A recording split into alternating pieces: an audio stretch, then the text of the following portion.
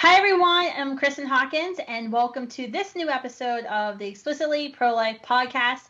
As you know, we are in season 2, Pro-Life 101, and we're kind of towards the end of the season, but I wanted to address a specific kind of topic that comes up, especially with younger pro-lifers, and that's the consistent life ethic. And you're going to be hearing a lot about this right before the election, trust me.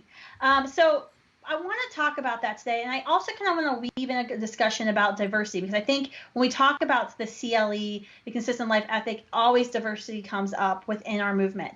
So I have a very special guest today. I have Herb Geraghty. Herb is the Director of Outreach for Rehumanize International. Herb is a Students for Life alum. He actually led a Students for Life group. It's called Choose Life at Pitt at University of Pittsburgh. So I've known Herb for a long time. But Herb is going to be talking specifically about the consistent life ethic, which is an ethic that Rehumanize International subscribes to and advocates for. So this is going to be a really cool discussion, and Herb and I may not agree on every fact, but I think it's really cool in the pro-life movement that we have this level of diversity where we can have diverse opinions on strategy, but we're all united in the underlying principle that abortion is a grave moral wrong and must be ended. And I think that's what's so, it really does set us apart, I think, sometimes in the pro-life movement, where we can have difficult conversations and we can disagree with one another on strategy, but still work together unified. And so that's what I think is exciting to me.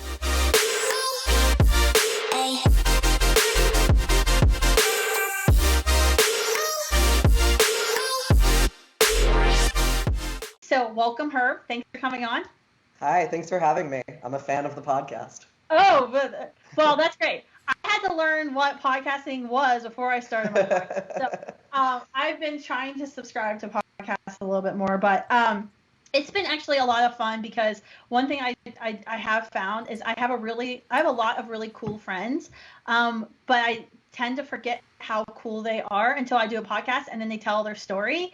And I'm like, oh my gosh, like I have like this amazing collection of like people in my life. They need to share their stuff. So it's been actually a lot of fun for me. So, all right, tell us a little bit about yourself, how you got involved in the pro-life movement, and now that's kind of morphed into the consistent life movement. Yeah, so I'm not someone who has a great conversion story. I just sort of, in high school, learned what abortion was and then realized immediately that I was against it because it is killing a baby. And so I am an atheist. And so for me, I didn't really have the church background that led me to that position. But when I was sort of becoming politically aware, I really didn't care much about economic policy. I couldn't tell you anything about taxes or anything like that. But I sort of believed that killing people generally was wrong. And so that led me to being anti-abortion. And then at that point, I was also very passionately anti-war and anti-imperialist. And so that was sort of my only politics for a good many years. And so I sort of identified as a Republican, and when I went to college, I was a member of the college Republicans, sort of with the mindset that abortion is the main issue I care about, and the Democrats aren't much better on war than the Republicans. At least the Republicans have people like Ron Paul, who is a little bit better on that issue. And so I was involved in my college Republicans group in college. And through them, I met Choose Life at Pitt, which was the Students for Life group at the University of Pittsburgh, where I went to college. And there, they were already a consistent life ethic group. So they opposed abortion, but also the death penalty and euthanasia and police brutality and war. And so when I found them, I was like, wow, these are my people. I'm going to get involved. And ever since then, I sort of started going to meetings, and then the March for Life, and then I started interning at pro-life organizations, and that is how I found Rehumanize International, and I have been there since. That's awesome. And it's great because I've seen you many, many times. Like, we'll be somewhere and showing up in front of the Supreme Court, and then there's Herb, and there's your sign. And so you guys are really on the front lines a lot of times, you know, anytime there is an issue there in Washington, D.C., and I love that. So the reason I really want to talk about the consistent life ethic is I I find it to be harmful to the pro-life movement. And it's frustrating to have to say that, because obviously everything you just said, against police brutality, against the death penalty, against, like, I would say majority of people would be absolutely with you. But in the 15 years, and now, like, I'm aging myself here, that I've been with Students for Life and leading Students for Life, I've often found that saying, "Oh, I'm consistent life," it's almost like, and I feel like it gives people an excuse to not vote the right way, to say, "Well, I'm just going to vote for Donald Duck," or "I'm going to vote for somebody who has no chance of winning," or it gives them an excuse to say, "Well, you don't have to hate me. Like, I lead a Students for Life group on campus, but don't worry. Like, I'm really cool because I'm against all these other things that you're also against. We just disagree on abortion." And it's almost like being used as a way to, like, make it so people don't hate you so much. But then in reality, I'm like, they're going to hate you regardless if you're anti-abortion or if you're just a jerk. It kind of just depends on your, like, personality.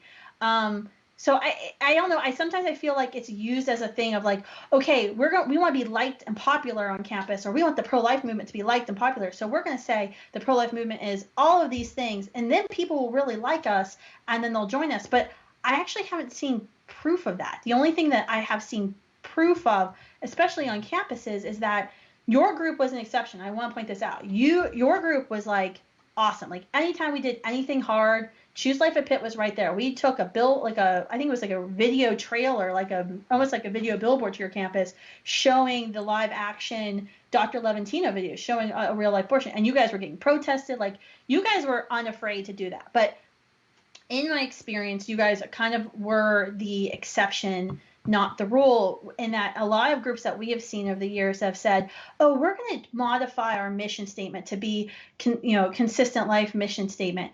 They end up doing less and less to speak out against abortion, and they bring in other members who don't necessarily believe abortion is a grave moral wrong or grave moral evil. And so they end up doing less and less. And so eventually it just becomes like a social justice club that talks about human trafficking, which everyone universally, except for, like, the people who are engaged in human trafficking, say are actually against. So where am I wrong here? So I wouldn't say you're necessarily wrong. In my experience, obviously, I think you probably have a little bit more experience working with campus student groups. But in my experience, I feel like the people I know who embrace the consistent life ethic and are active within the various movements that are involved remain pretty active on the abortion issue. I know I really can only speak for Choose Life at Pitt and for Rehumanize International, and I know that both of those groups, and maybe it's just me making sure that people in the consistent life ethic movement stay involved on the abortion issue. But I think that issue of wanting people to think that we're cool is a real factor that goes into a lot of people with a consistent life ethics thinking. And I think I sort of agree with you. Like, they're going to hate me no matter what. I think sometimes liberals or pro-choice liberals might say something like, well, you're not pro-life if you believe in the death penalty, or you're not pro-life if you believe in war, or if you voted for Trump, or sort of a whole list of things. But then you're basically also not pro-life unless you support legal abortion. And so I don't really want to be pro-life if that's the definition. But the issue of being liked and people thinking you're cool, I think is a little bit important, though, because I think for me, I am open about the fact that I think abortion is sort of the preeminent issue. I think that from a purely utilitarian standpoint, more lives are lost to abortion than any of the other issues. It's like the leading cause of death in this country, not even just form of violence, just leading cause of death. And so I definitely think it's important to focus a lot of energy on that issue and advocating for the preborn. Mm-hmm. But I also think that in my experience, I have found that being active in other movements, whether it's human trafficking or anti-death penalty or anti-war, with a lot of people who may be sort of the mushy middle on abortion, but don't like the pro-life movement, I think there can be an idea that I don't necessarily agree with, but some people have the perception that the pro-life movement are hypocritical if they, are, pro-birth, they might say.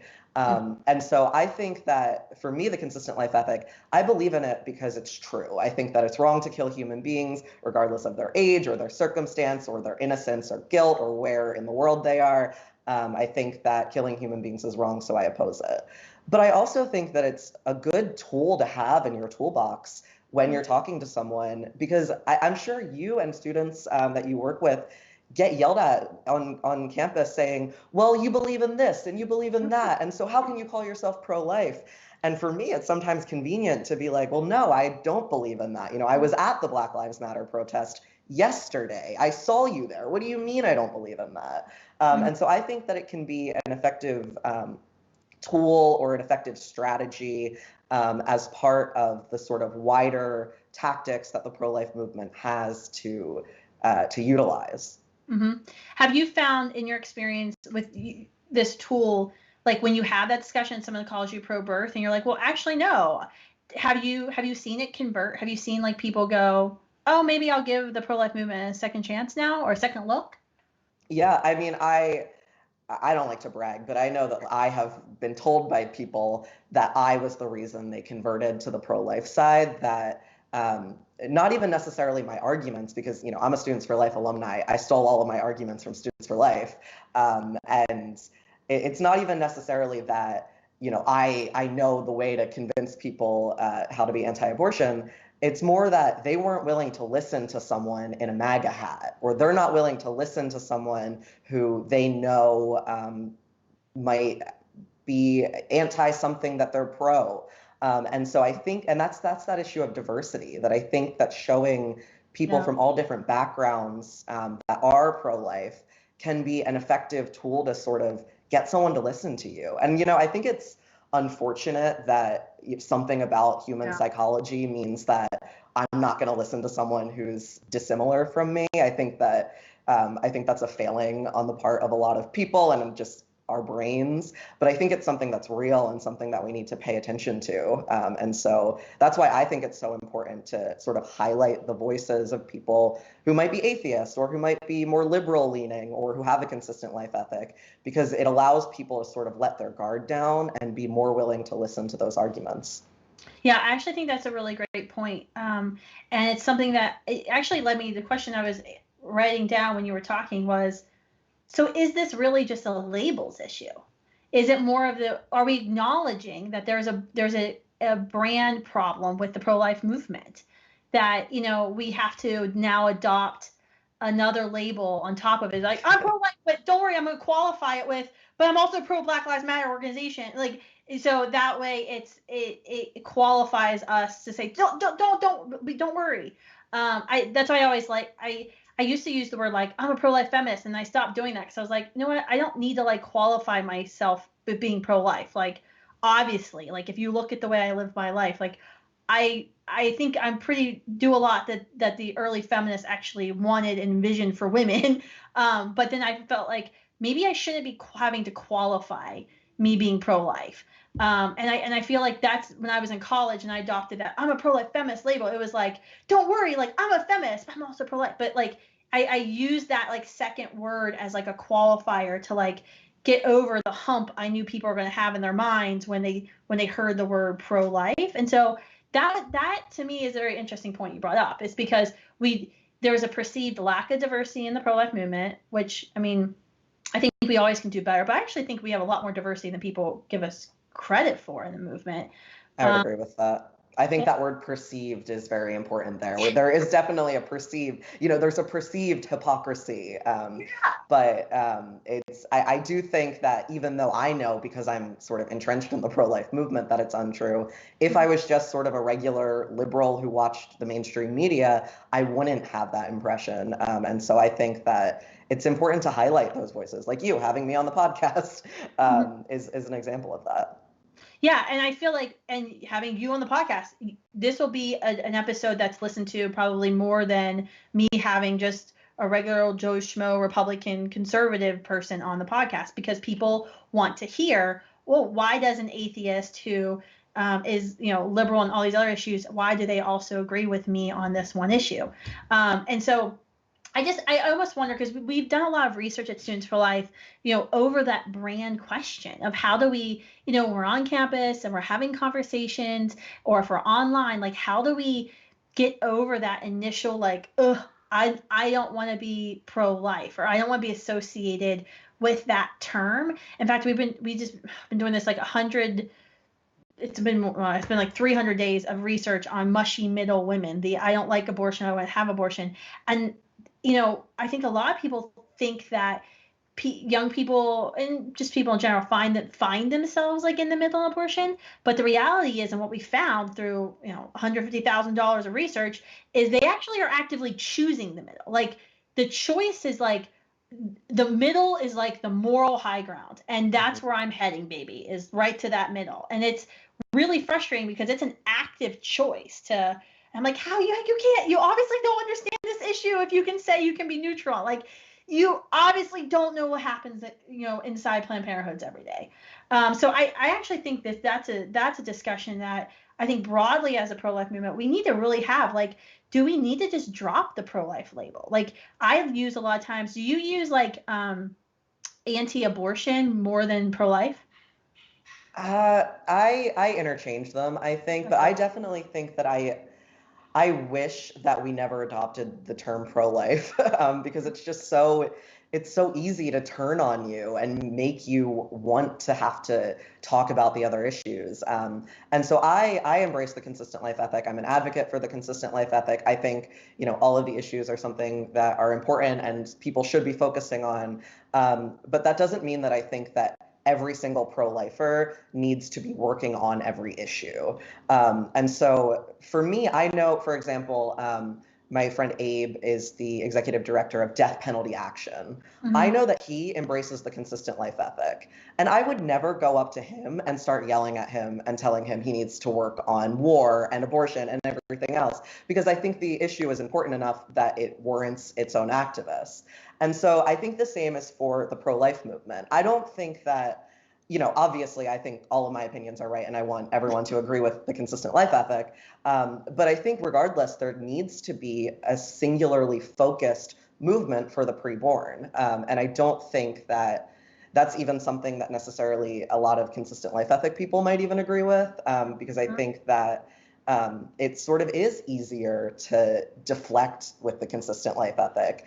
But in my opinion, I think it's something that should make our anti-abortion, our pro-life activism stronger. I think it gives us a foundation to work with that we then can use to reach people. But it doesn't necessarily mean that we need to be spending our time divided equally among all the issues, because that's just not how people work. I think that we should find the things that we're passionate about and the things that we're good at doing, and focus on those. And I think for a lot of people and organizations, that should be working to end abortion. Mm-hmm. Well, you just made most of my points for me, so there you go. No, I mean, I think that's, it too, like thinking about diversity too. Like, I'm against the death penalty, but I didn't start out being against the death penalty when I started in the movement. And that was actually a conversion that I had later on. And after, listening to different people and kind of challenging my thoughts. But that's something I try to, especially when we're dealing with students life groups on Catholic colleges. They're like, oh, we have to take a stance against death penalty. I'm always really trying to just stay focused on abortion. But like what you said, abortion is a big enough issue. Like, it deserves its own damn movement. And I feel like you have to be careful, because we want diversity and we want to bring in different people here. And I feel like sometimes if you would adopt a CLE, like if your mission statement for your group is like 5 different issues, you could potentially narrow the amount of people who can join you in your effort, because anybody who maybe is Protestant, or who has never thought about the death penalty issue the way maybe we have, might say, well, that's not for me, like I can't join that. So I feel like if you just keep it focused on like one thing, I think there's like a whole book my staff keeps telling me I need to read. It's called Do the One Thing, instead of trying to make everyone do 100 things at one time. Haven't read it yet. But I think that do the one thing principle could come into play here. What do you feel about that? So I think from my perspective, when I hear that sort of argument that that just having a consistent life ethic or being a group that deals with the consistent life ethic, that it inherently means that you're going to be dividing your time in some way. I think it's I think it's true in some respects. I think some people can fall into that trap of feeling like they need to have as many posts on Instagram about the death penalty as they do abortion or whatever. But I also think that there are groups that do that, pro-life groups who do that, that don't have a consistent life ethic, that don't face the same backlash. Like, for example, I feel like I've seen pro-life groups that I consider a part of the pro-life movement that might spend about a third of their time dealing with the abortion issue, but a third of their time dealing with LGBT issues and sort of protecting traditional marriage or things like that. And from my perspective, I disagree with some of their positions, but I think that I want to welcome a group like that into the pro-life movement in the same way that I want a solely anti-abortion person to welcome the consistent life ethic people. And so for me, I see it as a little bit of, I don't think that someone who is anti-abortion primarily because they see it as an issue of sexual ethics or a religious issue, I don't think that they necessarily are saying that people who are solely anti-abortion and only work on that issue are wrong, in the same way that I don't think that when I say I have a consistent life ethic and I advocate for it, that I think that people who only deal with abortion are wrong. And so I would like to see a world where there can be a consistent life ethic group on a college campus and an anti-death penalty group and an anti-abortion group, and that the consistent life ethic group collaborates with those groups. That, I think, would be best case scenario. Best case scenario, we don't need any of these groups because all of these things are illegal. But in the meantime, I would like to see more collaboration, because I know at Rehumanize, we collaborate with anti-war organizations all the time that, don't touch human trafficking. And it would be kind of weird if they did, in the same way that I think that the anti-abortion groups that we work with shouldn't necessarily be forced to have a stance on our other issues. So what would you say to a student leader, for example, who's kind of struggling with this issue right now? Because, like I said, I think Choose Life at Pitt is the exception, not the rule. We see this all the time. When a group adopts a CLE mission, abortion becomes like the last thing they talk about, because it's the hardest thing to talk about, and it's the thing that causes the most division. And unfortunately, most people aren't like me and enjoy getting, nasty comments and things like that. I thrive off that, but most people aren't like that. What would your advice be to a student leader who's like trying to figure this out? Like, how much time should they be devoting to talking about abortion, and how do they keep abortion the main thing while also being unafraid to talk about the other things that they care about, the other very important issues that they care about? Yeah, I think it depends on the student leader and the group. I think that sort of in my experience, like I mentioned with my friend who runs Death Penalty Action, I think we all have different priorities, and I think that it's okay if there's a consistent life ethic group that focuses on the police brutality issue, and I think it's okay if there's a consistent life ethic group that focuses on the abortion issue. My suggestion to people is to think proportionally to the violence that's being done. And I think that's what leads me to tend to focus most of my organizing around abortion and imperialist wars.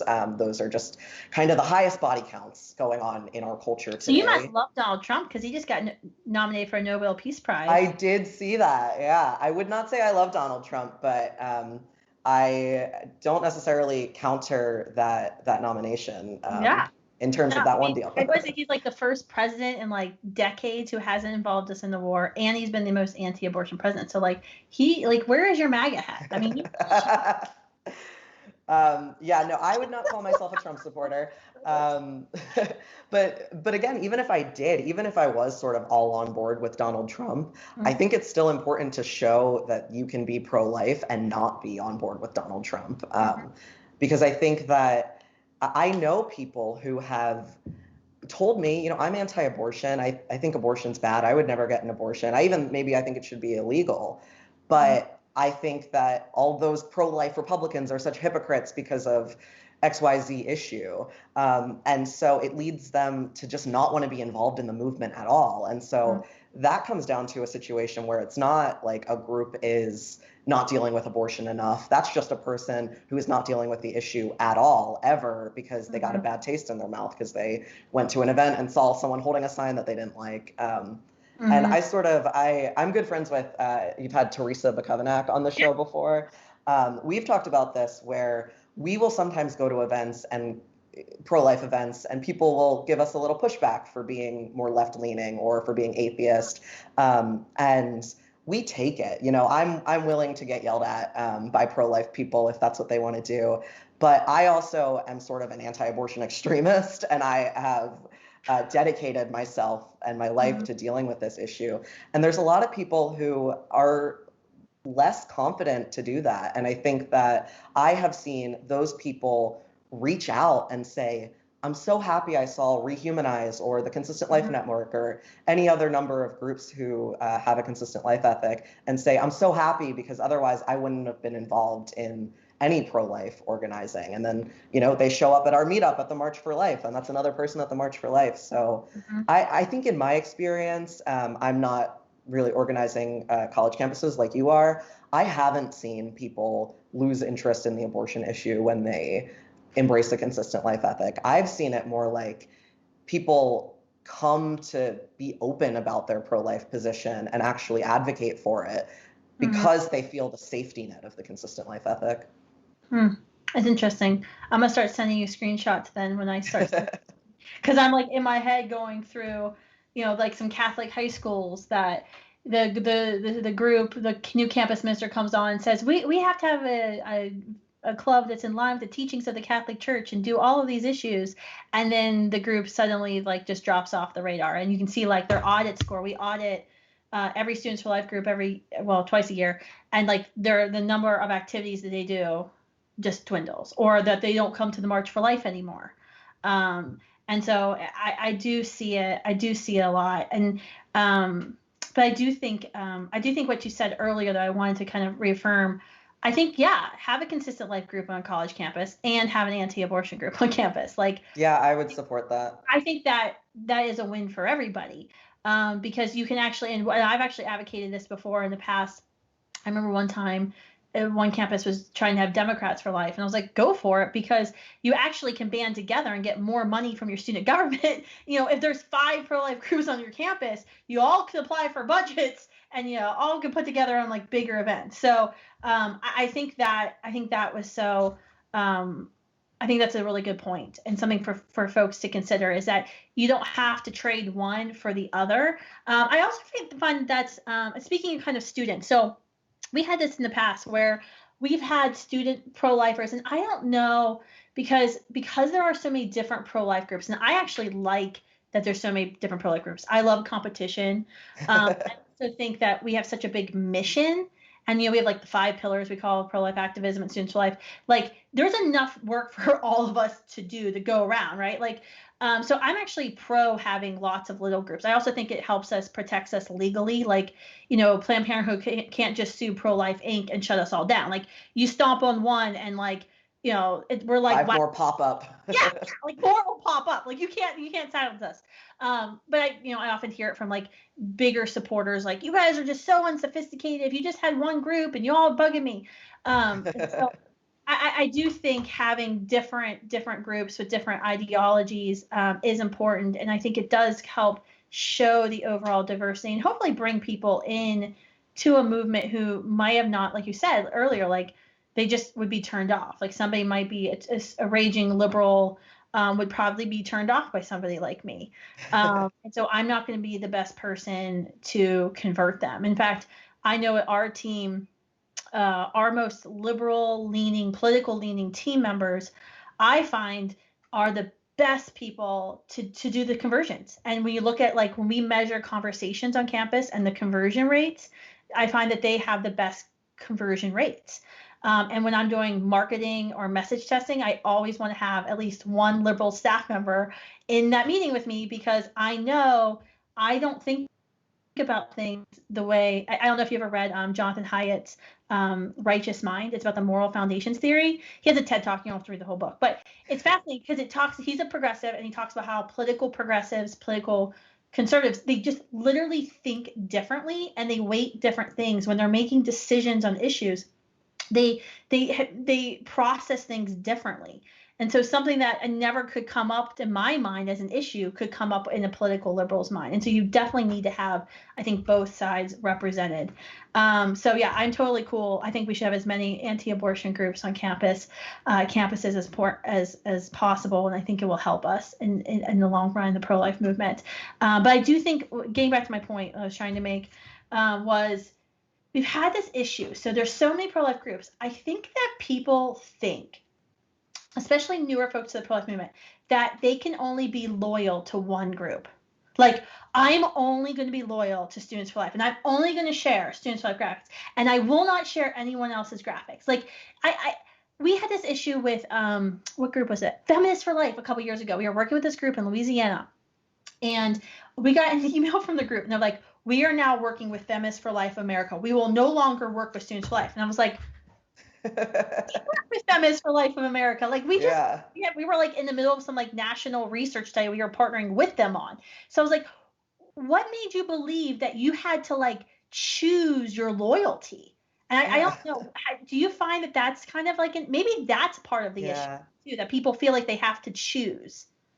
Yeah, I think I've seen a little bit of that in the past, and I think that there's this sort of narrative about whether it be liberal or leftist pro-lifers or consistent life ethic people that the media really tries to bite onto, that we are sort of a contradiction of the pro-life movement, that we I've noticed that when the media talks to me, and it's not everyone in the media, but a lot of times they sort of want me to critique the pro-life movement. They want to, a pro-life celebrity will do something bad and they'll want a statement from me about it. And I'm like, I don't know her. Like, what are you talking to me for? And I think that there's an incentive to try to atomize it. I think it was funny that you used the word competition. I like competition because I think you're joking, but it's not, I don't see it as a competition. I don't think that I see, Students for Life of America as my enemy when I'm trying to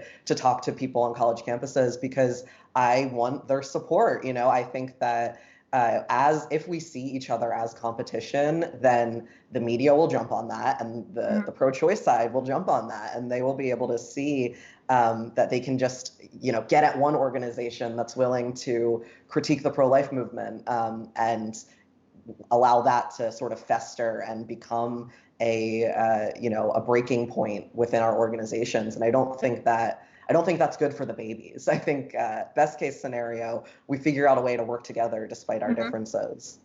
I think, well, let me go back to competition. I love competition. I think competition makes us all stronger and better, because if we have a competitive spirit, I think it challenges you and your organization to do better. But the challenge is, who is your actual competitor, right? Who am I competing? I'm competing against Planned Parenthood.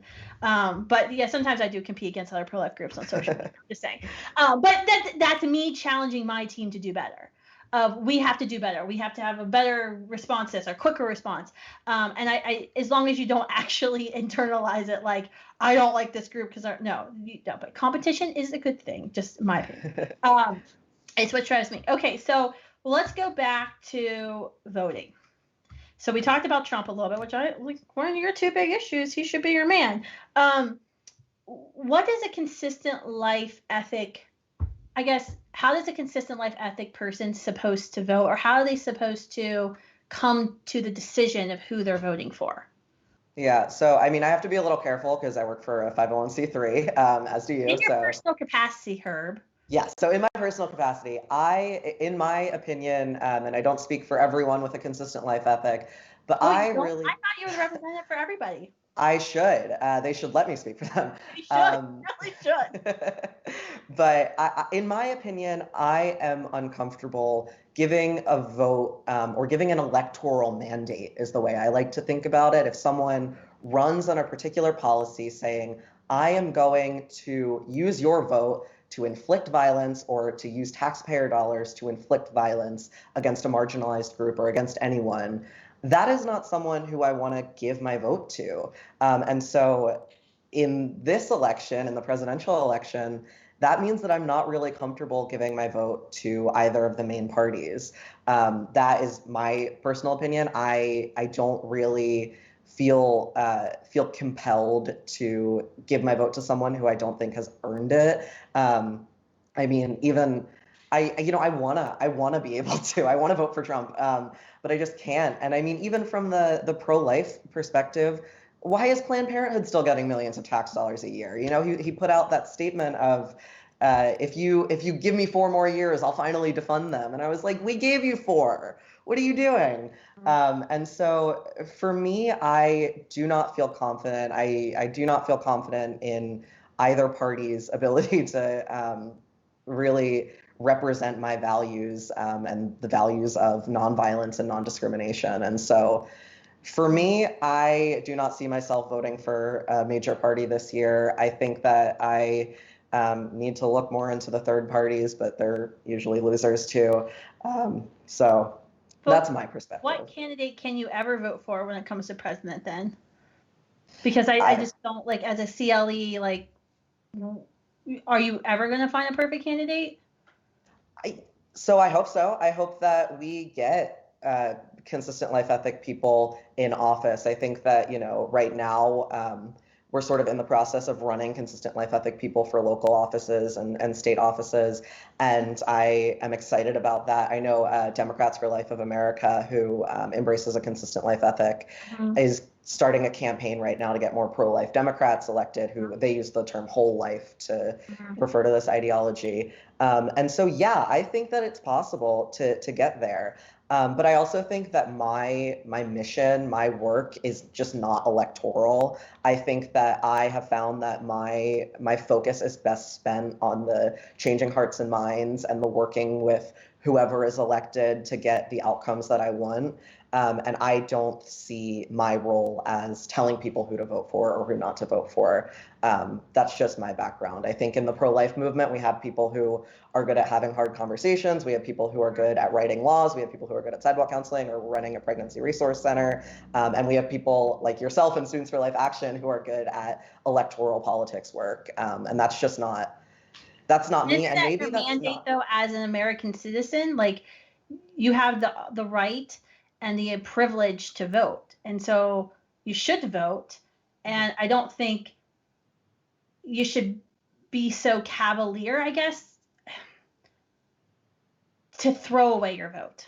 Because when I hear you say, I'm going to have to vote third party because I don't like either candidate, or either party, I don't necessarily disagree with many things that you just said there. However, I can't, in my mind, justify throwing away this election. I mean, especially like if you talk about this election, there is a clear freaking difference in the candidates, and especially when you look at Supreme Court, who's going to be nominated to Supreme Court, and you look at the administration, who's going to run Department of Health and Human Services, who's going to run NIH, National Institutes of Health. Like, there is a clear freaking difference just from the promises that we've gotten from the Democratic Party and what they've said openly. Like, how do you justify throwing away your vote when you know, like Susan B. Anthony's Charlotte Lozier Institute came out recently and talked about the Hyde Amendment. So the Hyde Amendment is that it has to be revoted on every 2 years, but it bans taxpayer funding of abortions, except in cases of rape, incest, or life of the mother. So they've done lots of studies to find out through Dr. Michael New, who was earlier in the season, he studies like the effect of pro-life laws, that it saved, I think, over 2 million lives.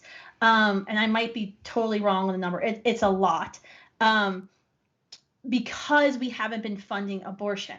So we know, like, if a certain party gets elected, that party is going to fund abortion. And they have been like, the Democratic Party has changed their platform to advocate for taxpayer-funded abortions in all 9 months of pregnancy for whatever reason. Like,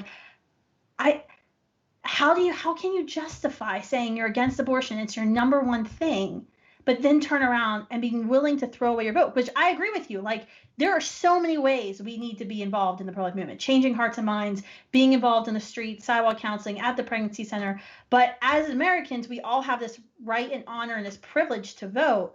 How can we justify throwing away our vote just because we don't like a candidate in the way that person tweets or other things that he or she may have said or done in his past or her past?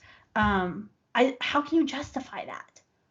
Yeah, I mean, I think for me, I don't see it as wasting my vote or throwing it away. I think I see it as it's a move that for me, I think I don't want to be someone who just keeps voting for politicians who continually let me down. I don't think that they deserve my vote. I think if someone in office was doing things that I agreed with, I would vote for them and I would be proud of that.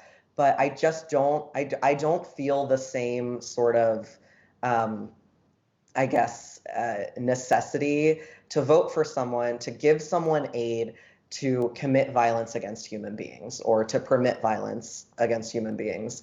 And the reality is that both parties stand for violence against human beings in some respects, and I do not want to be an accomplice to that violence by giving them my vote. Does one party stand for committing violence against more people than others? Sure, yeah, but if I have to pick, if I'm gonna vote for the guy who killed 20 people or 10 people, I don't want to hang out with either of those guys. I'm not willing to throw a marginalized group under the bus to protect another marginalized group. I would rather spend my energy working to protect everyone under the law, regardless of who is president. But isn't that that's more of a practical thing. So we hear this in the pro-life movement sometimes. We hear the argument of, well, we should oppose this pro-life bill because the legislators in the state house made an exception, and now children who are conceived in rape, they're going to be, or children conceived in incest will be permitted to be aborted. And I've openly said, like, well, I'm against that.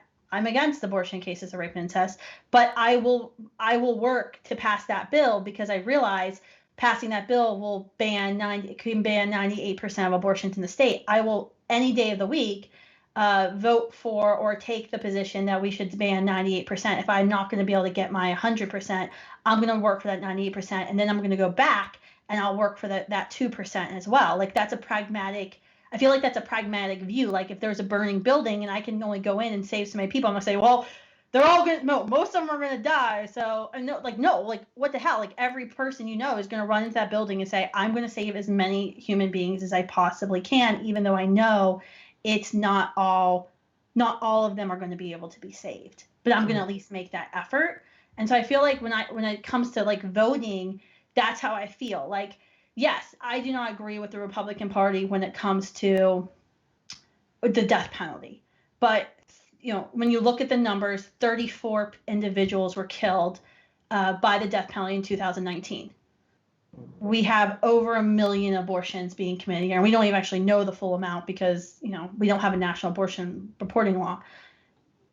I'm going to vote for the candidate who promises to stop the most amount of killing, and then hopefully work to change that candidate and that party's view on why the 34 people shouldn't be killed either. Like, I'm going to work from within. I'm not going to say, well, I'm going to stay completely outside of the system and whatever happens, when I know I have this honor and this privilege to vote, so I should be using it. I don't know. It's so, like, when I hear people say, like, I can't be a party to that, but you are a party to it because you're American. You're a United States citizen. Like, if a certain candidate is elected, you'll be even more morally culpable because you're going to be paying for abortions out of your tax dollars, just like I'm going to be. Like, I feel like we have like a moral duty to stop the most amount of killing that we possibly can. So yeah, I don't know. I think I just fundamentally disagree with a lot of the analogies that you're using, that it's just, it's like an incremental pro-life bill, that it's just about saving a certain amount of people, because it's not really like that, at least in my view. It's more like picking and choosing which groups of people we're going to respect the rights of. And I don't think that we should ask people to throw a group of people under the bus, and, give a vote to someone who is going to. Right. Because that's the argument I heard from the no exceptions crowd in the pro-life movement, is that you were throwing children who conceived by rape under the bus. When pro-life advocates say, fine, we'll work towards this bill that, will ban 98% of abortions, you were throwing 2% of the babies under the bus. Like, that's the exact argument that I've heard on that side. So I think that the more proper analogy for how I view voting would be not that we're just not going to ban killing children who were conceived in rape, but we're going to actively go do it on purpose now because of this bill. When I vote for Donald Trump, that means that I'm voting for tearing a family apart through deportation, or I'm voting for killing that person on death row, or I'm voting for whatever form of violence that he may end up using my vote to inflict upon people. And I don't think that is something that I am willing to do, and I definitely don't think it's something that the pro-life movement should require or try to sort of force people to do, or shame them into voting for who they want. Because I think that, I am not, I don't come and just yell at single issue voters. I don't think you should be ashamed if that is how you view politics, but it's not how I view politics. And it's not how an increasing number of young people, pro-life or not, see politics. We're not willing to do that, and to compromise our values, and to compromise the lives of the people who are harmed by the government's policies. And so I understand where you're coming from. I'm sympathetic to it. I wish I could convince myself to just bite the bullet and do it, but it's just not. You realize somebody's going to win, from the major party. So either you're going to have a lot more killing or a potential lot less killing. So, if you think about when it comes to abortion, we are one Supreme Court vote away from reversing Roe. Now, does that mean it's going to happen? I don't know, but we know we're very close to that point, and that's why we're working. We can vote to keep a person who's way worse, who advocates a lot more killing, out of office. Don't we have that obligation to stop that way worse person, in your view? No, I don't. And I think that idea that under a certain, outcome, a lot less babies are going to be killed in abortion, I don't know if that's necessarily true. I think that there's definitely a possibility, but as you know, the abortion rate has been falling consistently, and part of that is due to good pro-life laws. But Donald Trump is president right now. There was a point where we had a all Republican House and Senate, and Planned Parenthood is still funded, and there's 1 million abortions every year. Okay, let's talk about that, because that pissed me off.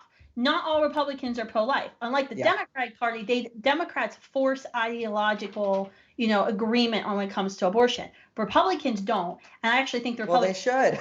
Yeah, they should take a play. I've been openly advocating for that, because that's exactly what happened. People use that against us, Planned Parenthood still was funded, and Donald Trump had a Republican Congress and presidency, still failed to defund. He didn't. Well, no, we actually didn't, because we had 2 pro-choice, 2 pro-abortion Republicans, and the House kept voting to defund, and the Senate, these 2 pro-abortion Republicans refused. And then by the time we got a pro-life majority in the Senate, we lost the pro-life majority in the House. So I do think that's an unfair accusation. Now, however, I do think the president could do more through executive action to fully defund. And that's why we have billboards that we're taking out now, and we're still pushing the administration now to fully defund. And I know the president just came out and said that, in his second term, and I'm like, dude, just do it now, man.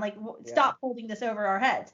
And defund, by the way, is the minimum. Prosecute, shut them down. It's, I feel like we're still on your investigation. Yeah, I'll be out there. I don't know if you've seen the October 8th.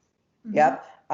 We need to call on the DOJ and, Trump's DOJ, the Republicans' DOJ, to take action against Planned Parenthood. Whoever is president, whoever wins in 2020, I'm pretty sure in 2021 there's going to be about 1 million abortions provided in this country. And so I see my work as working to chip away at that number and chip away at the laws, regardless of who is in office. Because I don't see much difference when it comes to the actual abortion numbers. I don't want to act as though voting for Joe Biden is acceptable, because I don't think that, when I say I'm not going to vote for Donald Trump because I don't want to give my vote to someone who is going to fund and inflict violence against people, that's exactly the reason I can't vote for Joe Biden. You can't, I think there's often a sort of perception among more left-leaning pro-life people that they see the Republican Party as bad on everything other than abortion. And then that means that the Democrats are good on everything except for abortion. So it means that they should vote for Democrats. And first of all, how many wars did Obama start? How many people did Obama deport? How many people were on death row and Obama did nothing? These are not reasons to me that I think mean that it's now proportional to vote for a pro-abortion candidate. I'm certainly not saying that, but I think that it's still worth considering what your vote means, and to not use the consistent life ethic as sort of your permission to go and vote for Joe Biden. I'm glad you brought that up, because I saw that there was a Students for Life leader recently, a former Students for Life leader, who I saw get more into the CLE mindset and got more liberal. And then finally, she stopped following us and got very upset with us. And then she literally posted, I can't vote for Donald Trump. But I who do I vote for? I might vote for Joe Biden. I'm like, well, then obviously you've forgotten what abortion is. If you're going to say you can't vote for Donald Trump because 34 people died last year of the death penalty and so many thousands were deported, but you're going to vote for a man who literally thinks that the killing of 1 million babies every year and with our taxpayer funds is okay, then you've clearly forgotten what abortion is. So I thank you for bringing that up. I would say, to wrap it up, but to one point you did say, you were talking about you have hope that eventually there'll be a CLE candidate that you can vote for. I think that's interesting, because I have hope that by electing the most anti-abortion people I can find, our movement can pressure those people to hold them accountable and to actually achieve those results. Absolutely. Have we elected Republicans who said they're pro-life who've disappointed us in the past? Absolutely. And I can name those names all day long. In fact, that's pretty much one of the reasons why I don't live in Washington, D.C. anymore, because I can't stand many politicians. But I have hope that our party, that, our movement is strong enough that can influence a party, that we can say we are a powerful voting bloc, and we're going to help elect your candidates who say that, if you're a candidate and you say they're anti-abortion, we will work for you, but we're also going to hold you accountable. And I have hope that will transform into lives saved. And I think that that's interesting, that you have hope that there's a CLE candidate eventually, but then you have no hope that we can, I have hope that if we re-elect a certain candidate, and I really need to be careful on this, that candidate will continue to do what he has done throughout his administration, and that we will get closer to the abortion. I can't guarantee it. Absolutely not. But I know absolutely what I'm going to get on the other side. I do think it's, one point I had made to somebody recently on a campus was I just need you to hate abortion enough. I just need you to know abortion is enough of a moral wrong, to see it as a grave enough injustice that you're willing to even vote for people you don't like. Mm-hmm. Because I don't like many people I vote for. But I know, and I see this as an extension of my pro-life activism, that I have this duty to vote and I can't throw away that vote. So I want to thank you, though, for talking to me about this, because I know it's kind of a hard subject. But I really appreciate hearing your view and the way you articulated your view, because I think it made sense to my conservative mind. And you made a lot of really great points. And I think you and I agree on most things. Like there's actually very few things that we disagree on. This is one of them, but we agree on most things. And I think that's like I said at the beginning, I think this is like a huge strength of the pro-life movement. And I think personally, I think when we get to the day where there's Republicans and Democrats vying for our votes, and we know that those people are, people on both sides are anti-abortion, that's a great day for the pro-life movement. Like that's awesome. We'll know we've won at that point if the Democrats are like, we're anti-abortion and we want you to sponsor all of these welfare programs or end more abortion, and the Republicans are like, no, we're anti-abortion, we want you to sponsor these programs, and they're not welfare programs that they're not going to, I think that's a great, because then we're going to start having discussions about, well, what policies actually will, do we need to have paid family leave policies, or do we need to have a certain welfare program for single moms? Does it actually reduce abortion rate, or maybe so I think that's a great place that we can be in. So I think, your opinion is I think it's important. It's important that you are in this movement and you continue to represent the pro-life movement in all the places that I can probably not be received so well in. And hopefully let's I think one thing we should both hope for is like a world where we don't have to worry about the brand of the pro-life movement. Like, wouldn't that be great?